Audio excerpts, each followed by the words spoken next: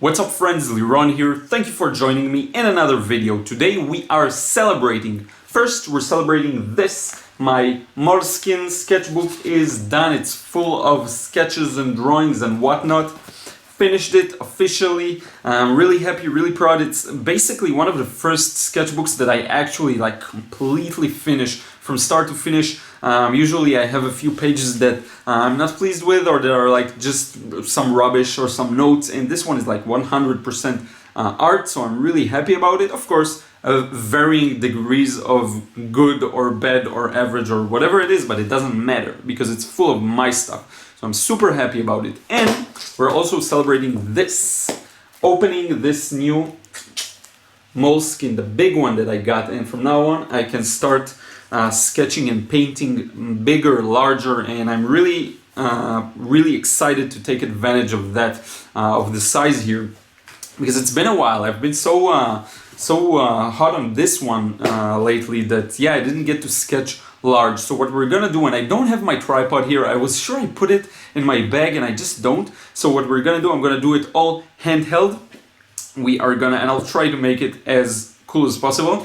I want to do two things. So the first one is to do a painting review of, let's see if I can pull this one up, exactly this one, the Panorama. Some of you have seen this one, some of you probably haven't. One of the paintings I'm the most pleased with in the last while, and it's so funny because it's so simple, but still I really love it. And we will review this painting as a part of celebration for finishing this sketchbook, and then we'll do a little unpacking of this one. Just take a look at it from the inside and from the outside, and just have fun with it. So let's get started. So again, a few moments before we actually take a look and review the painting, I just want us to go really quickly over the ones you haven't seen yet. I'm doing it on the floor, so fun. Here are my feet. So you didn't see some of these ones. They were done on the riverside here, one of the Seine's mini rivers. It's funny because I had a really rough day that time, and this one really challenged me. I kind of didn't like the way it turned out, but actually after looking at it, after a while, it looks pretty cool. This one I was sure was terrible when I did it, but I really like it now, I have to say. So this one you've all probably seen. This one, again, one of the latest videos I did on painting, so you're probably familiar with it. This one, again, I think many of you have seen on my Instagram. Did a really fun sort of painting and sketching session outside. This one is from the review of the Pilot Plumix pen. So some of you probably seen this. This one I posted on my Instagram and Snapchat. A really fun one. I really enjoyed doing this. It's one of the first ones I did with the Pilot Plumix as well. Quite challenging because I'm just still learning how to use it. Here we have just a quick pencil sketch. I thought I'd do something like that before making a painting. So because I haven't done that in a while, like actual pencil sketch when the goal is to make a painting. So that's another thing. This one that we're going to review in just a moment. This small winding road, cool, I think. This one also posted it on my Instagram and Snapchat. I'm sure some of you have seen this. This one I did a sketch outside here in the garden. Really like it. This was done with the Senneliers. It was a lot of challenge because I'm still learning how to use them, and they're student grade, and so it is a bit of a challenge, but I do have to say that once you layer them, they really turn out very nicely, even for the student grade. This is for a video, for the my travel palette video. This was done in the Nelson Mandela Garden, also from the video. And that's basically it. So let's go back now to the panoramic painting. Okay. Once in a while I feel like doing a panorama painting. especially when working with a Moleskine, because you have this beautiful ability that it actually opens like this flat, and so there is a small separation here in the middle, but that doesn't really bother me, and this could actually be like a good study for a full large painting. Now, a few interesting things that happen here that make me really love this one. So I think there's a mix, from what I feel here, there's a mix of hard edges and soft edges. There's a lot of softness in the sky, yet there's a lot of hard and sharp edges in the trees, especially if you go over these ones that contrast, and we'll soon talk about the contrast thing. Another thing I really like about it is the feeling of light. So this one feels like a little stormy area, and the more you move to the right, it's kind of sunny, and it really can represent a situation in real life where you have an area that's a little more sunny, a little more bright, and then a storm coming.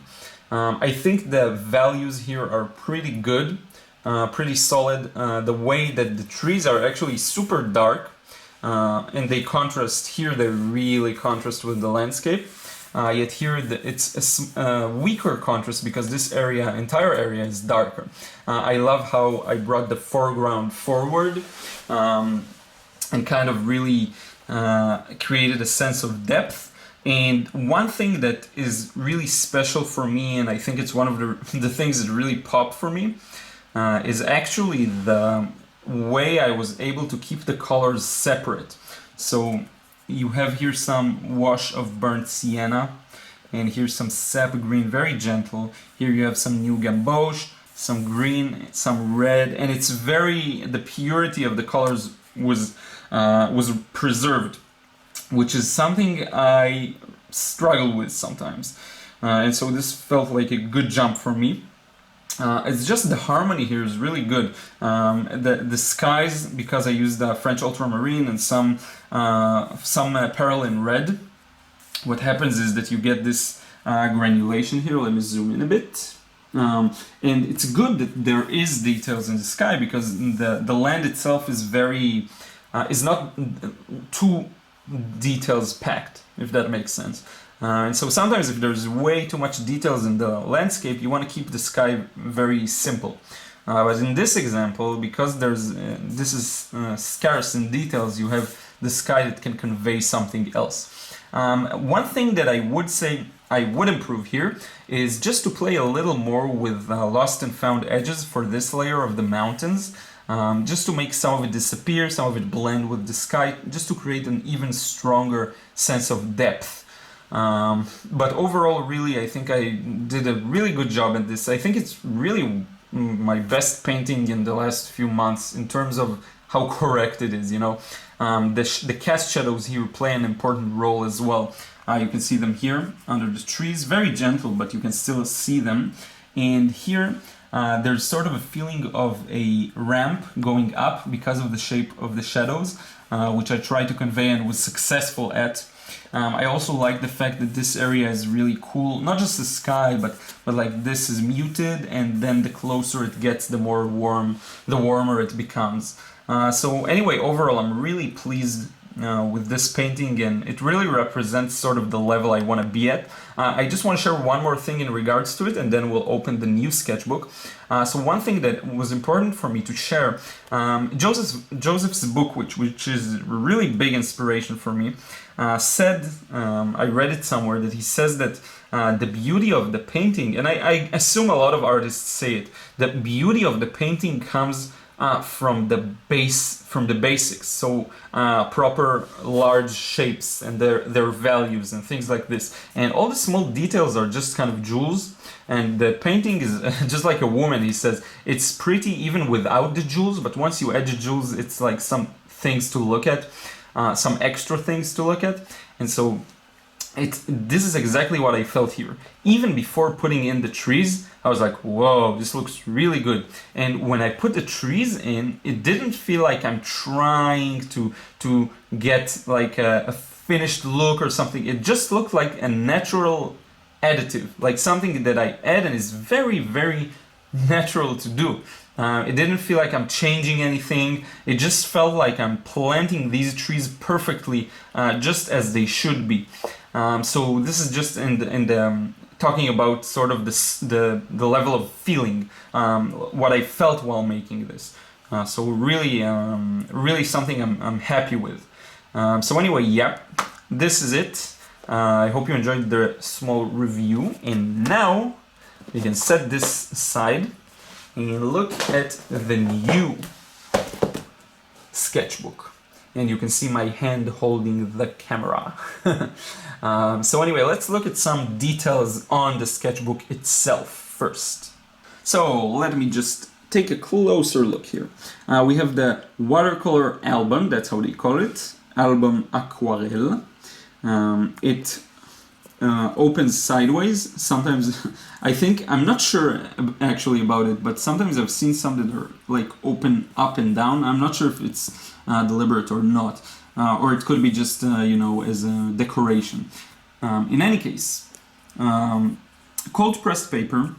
They say high water absorption on both sides, and it's true actually from my own experience with this brand in general, with Moleskine. They do allow you to paint on both sides, just like I did actually with this one. I painted on both sides with the other one. It's a grainy texture. I guess it's gentle grainy. 200 GSM, 25% cotton. It's not written here, but here you can see some more details, and they say there's 60 pages, which is a lot.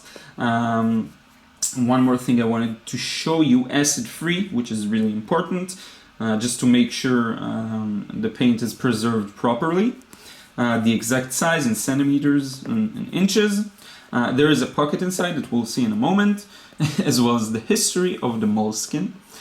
And yeah, that's it. Let's get to open this. Now, because I'm doing it one-handed, you'll have to forgive me if I'm really, really bad at it.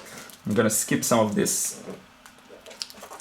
Okay, I was able to get it to open so we can get a better, closer look inside. So with all Moleskines, they actually come with this neat thing around them that we will now remove. Got it. There we go. Just ripped it. This paper around it actually contains some guides, line weights and so on.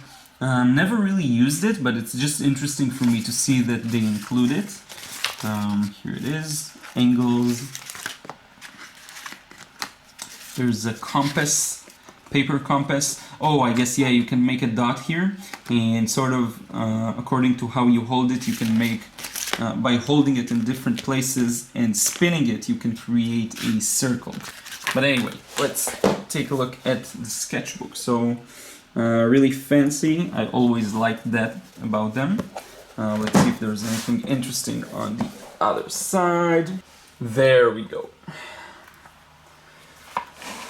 Okay, we have the Moleskine logo, and here you can write, in case it is lost, who they should return it to, and there is a place for a reward, which will make you look cheap if you don't write anything here. So that's nice move, Moleskine.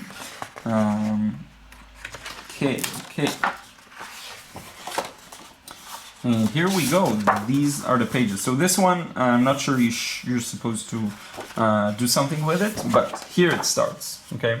So you can see here, large, beautiful paper, large pages, which I like.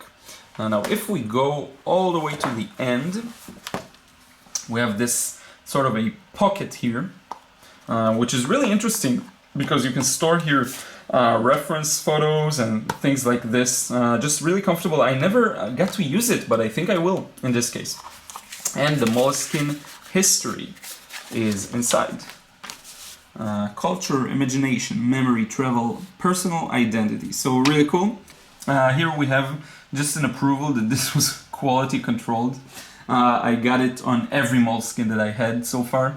I'm not really sure what it means or whatever. I just take it out and stick it here just because I don't want to throw it.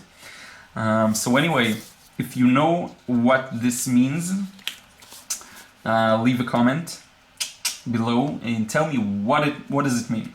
By the way, I just want to use this opportunity that I actually have my sketch here to show you the texture more up close on something that's been painted. The texture will be the same on these two because this is also a watercolor album, just the size is smaller. And so it's a very subtle texture for those of you who aren't too familiar with the paper itself. So you can see it probably better now, sort of full of dents, and it's really cool. It's not really cold pressed, like you wouldn't feel like using Arch's cold press or nothing close to that. It will be very different, but you can feel the texture. It does act more like hot pressed, I will say. Not necessarily in terms of lifting abilities, but definitely in terms of the just the way the texture feels and the way the paper accepts the paint. Okay, just wanted to mention that as well. This is it, friends. I hope you enjoyed this little sort of review, painting critique, unboxing of the new Moleskine Watercolor Album. As always, if you enjoyed, don't forget to subscribe to my channel. If this is the first video of me you see, I actually publish a new video every single day, every single day, and there's always new and fresh stuff to look at, so make sure you subscribe if it interests you, and I will see you again tomorrow.